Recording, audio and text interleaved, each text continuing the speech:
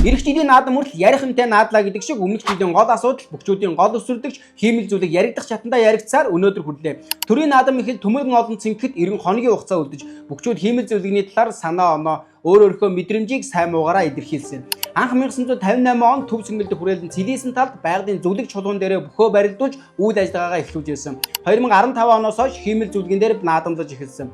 Байгалийн зүйлийг хиймэл зүйлийг ялгаагүй л халтирна гэдэг бетон дээр зөөлөв твшээд хиймэл зүйлгээ тавихаар бороо ороод усаа шингээж чадахгүй. За бороогүй ч усгүй ч халтирж байгааг харлаа үзлээ мэдрэлээ. За байгалийн зүйлийг бороо орлоо хөрсөн усаа шингээдэг учраас халтирхаа эрс бага. Өнгөрсөн жилийн наадмаар ихэл 30 хүн халтир 4 хүн гэмтэж энэ нь спортод зориулсан он цагаараа хохирлоо. Тухайн цаг тухайн мөч тэр тамирчин хүн тэр хүн дахиж олдохгүй шүү дээ. Авраг ингэж хэллээ сай хүн дархан авраг ингэж хэллээ хүний адаг хин юу гэж хэлэхдээ анхаардаа төвлөрүүлээд нөгөө гол асуудлаа өргөчихсөн үү. Эцэст нь хин юу гэж хэлэх нь чухал биш. Энэ асуудал яаж шийдэгдэх вэ гэдэг нь чухал. Ахаад энэ зүйлийг хийж байгаа. За энэ хийсэн зүйл дээр нь өсөлдөж байгаа гэд нэг ч хүний хөдөлмөр битгий үнгүүдээсээ. Хин энэ нь хаана мэдлэгтэй мэдрэмжтэй зүтгэлтэй байна.